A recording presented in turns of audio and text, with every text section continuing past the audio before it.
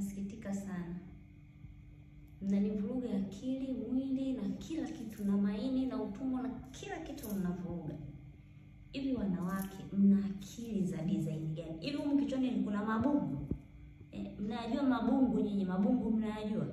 Yaani wale wadudu wa hivi wale. Ndio hapo mko na vichwa vyenu. Unatoka huko, na bahati sina. Unatoka huko na yale madude yenu yale mnaowaveshaga watoto yale usiku wakiwa wamelala wakati wanakojoa. Mna nyinyi mnayasi mnazo zile za kwenu za size yenu zile. Unavaa unatoka nalo huko kikili. Unaenda kwenye shamba la mtu kalima bustani yake nzuri mwenyewe, mboga zake, majani maboga, sisi wenyewe tunaita pitiku.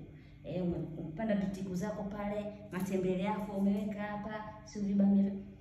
Mtu anatoka huko kiki. Sasa hiyo ni roho mbaya.